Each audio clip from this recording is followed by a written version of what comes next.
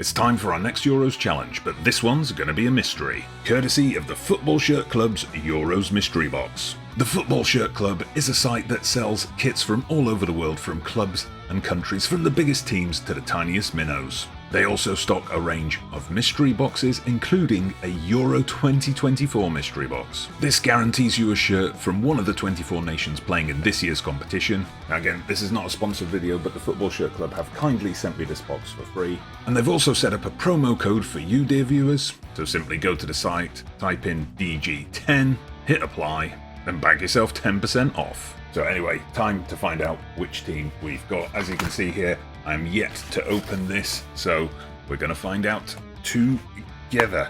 Just need to get the tape off, try not to rip the box because it is a nice box. There we go, it snapped nicely. So here's the reveal. Which team are we going to manage? You can of course request any teams you don't want to have, so any teams where I already own the shirt, I said please don't send me that one. So let's see what we're going to get here. Oh, it is, oh, fantastic. Canım Türkiye'm. Oh, we're going to take over Turkey. Let's do it. Here we are taking charge. And here's the shirt. This one is the shirt from 2006-2008, which Turkey wore when they went to the Euro 2008 semi-finals. Came brand new with tags as well. And here's the squad I picked, as close as I could get it to the real life one, as I couldn't find youngsters Ahmet Kaplan, Bertu Yildirim or Semih Kılıçsay in the database. Inter Milan midfielder Hakan Çalhanoğlu will of course be a key player for us. We'll be looking for him to create chances for Enes Ünal up top. In the full-back positions we have Fenerbahçe's Ferdi Kadıoğlu, plus Roma's Zeki Çelik. And of course the young rising stars of the squad like Kenan Yıldız of Juventus, and Real Madrid's Arda Güler. And if you're wondering how my pronunciation of these usually difficult Turkish names is so on point, well obviously it's the shirt. In my induction, a 4-2-3-1 formation was recommended. And hey, in the last episode with the Netherlands, we used the most popular formation in Football Manager 2024, the 4-3-3. So why not use the second most popular formation in FM24, the 4-2-3-1 this time? We came into the tournament having drawn with Scotland and having beaten one of the other finalists, Slovenia. Our aim for the competition has to be emulating that Turkish side of Euro 2008 who made it all the way to the semi-finals. And our opening game with Czechia set us on our way, as it was settled by this Çalhanoğlu goal. Yeah, it was not a great performance overall, but we'll take it. A tough match with Portugal was next, and after a quiet first half, we took the lead through Enes Ünal. We were under heavy pressure as Portugal sought an equaliser, and unfortunately an error from Arda Güler gifted them a chance tapped in by Jota. On 75 minutes we were back in front as Aktürkoğlu was afforded far too much space in the box. Within 2 minutes Portugal were level, that man Bruno Fernandes from outside the area. But there was to be one more late twist, as in stoppage time Aktürkoğlu was tripped in the box.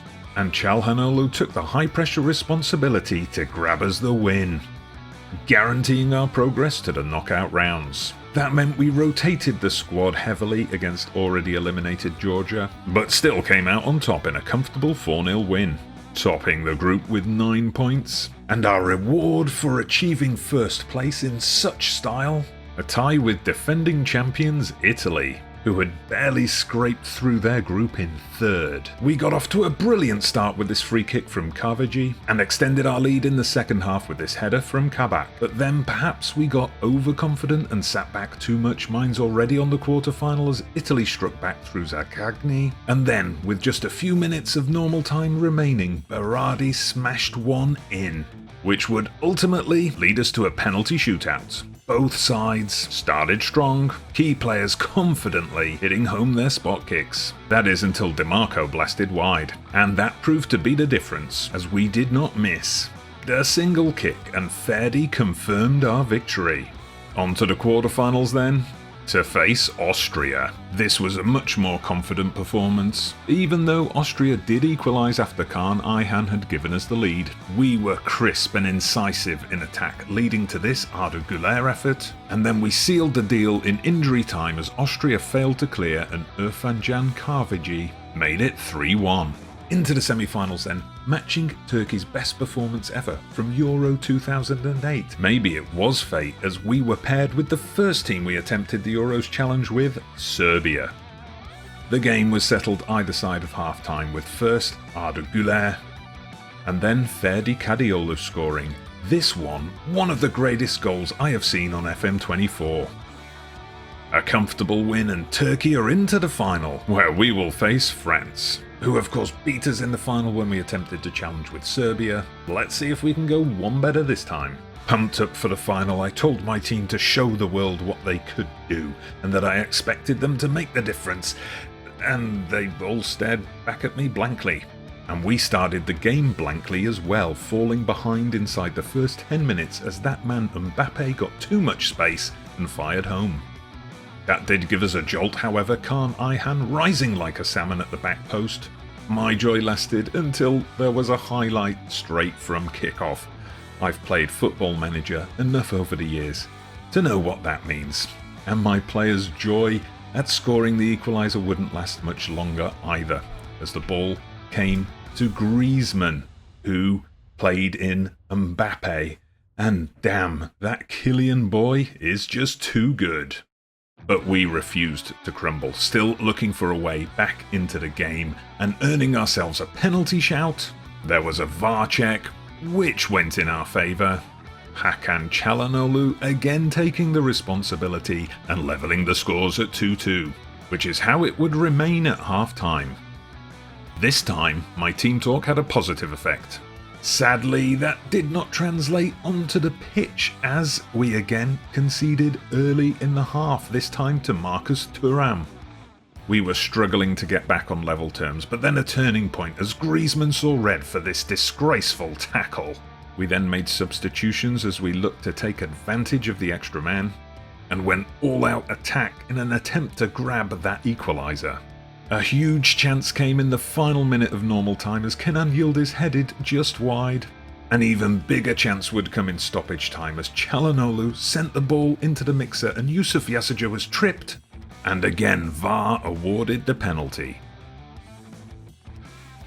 Hakan Çalhanoğlu then again taking the responsibility with the chance to score from the spot, but this time he missed it. And that would be it, so close to forcing extra time, but instead forced to watch France lift the trophy. Again.